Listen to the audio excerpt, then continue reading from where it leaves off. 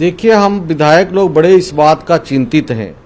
जब हमारे देश में इतिहास कहता है कि अंग्रेजों ने जब आया तो सबसे पहले पावरफुल लोगों को टारगेट किया, जितने देश के राजा और महाराजा थे उनको टारगेट किया और उनको मजबूर कर दिया कि हमारे आधिपत्य आप स्वीकार करें और नहीं तो हम आपको ऊपर चढ़ाई करेंगे। और ऐसा करके लोगों ने पूरे देश में कब्जा कर लिया, 350 साल हमारे देश को गुलाम बना दिया। उसी तरह से आज की डेट में जो देसी अंग्रेज कहें, जिसको भारतीय जनता पार्टी देसी अंग्रेजों को कहते हैं, हमारे छत्तीसगढ़ में जिनका नागपुर से मुख्यालय है, उनका संचालन होता है।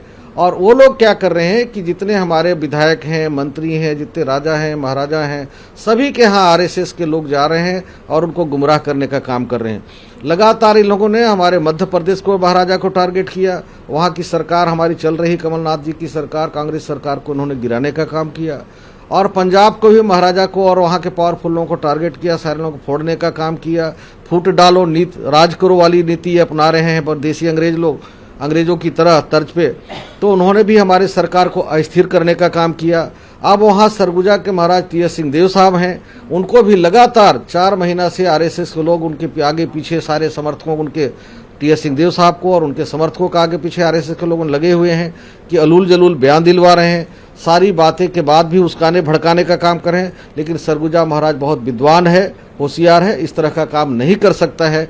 जब इनको ये समझ में आ रहा है तो उनके समर्थकों को पकड़ रहे हैं, और उससे भी जब समझ में नहीं आ रहा है तो ये कई तरह के मीडिया में कई तरह की पोस्ट कर रहे हैं ताकि छत्तीसगढ़ की जनता भड़क जाए, अस्थिर हो जाए, इस तरह के माहौल क्रिएट कर रहे हैं। इसलिए किसी भी तरह का हर बात की जवाब देने के लिए हमारे छत्तीसगढ़ की 3 करोड़ जनता और 70 हमारे कांग्रेस के विधायक और हाईकमान के आशीर्वाद से सक्षम है और देते रहेंगे। इनके देसी अंग्रेजों के मंसूबे पूरे नहीं होंगे। सर, जिस तरीके से आपने देखिए बीज बल दिया, तो कहीं ना कहीं कैसे मैनिपुलेट हो जा रही है कांग्रेस पार्टी, कैसे मैनिपुलेट हो जा रही है और कैसे पार्टी टूट जा रही है? क्या ये मजबूत नहीं है?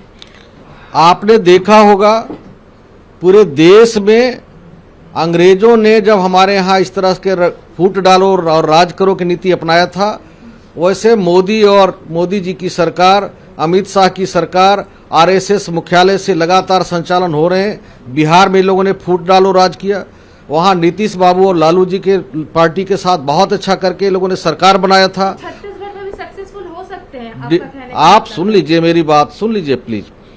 पहले लोगों ने उसके पहले बिहार में लोगों ने तोड़ने का काम किया। लालू यादव जी की पार्टी और नीतीश बाबू की पार्टी ने मिलकर, दोनों मिलकर चुनाव लड़ा।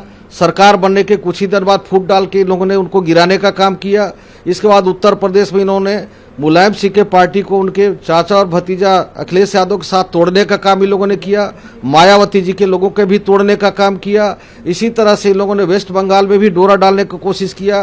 कई टीएमसी के कार्यकर्ताओं को, नेताओं को तोड़ के बीजेपी में लाने का काम किया। इसके बाद भी बंगाल की जनता ने मुंह तोड़ जवाब दिया तो मुंह की खाने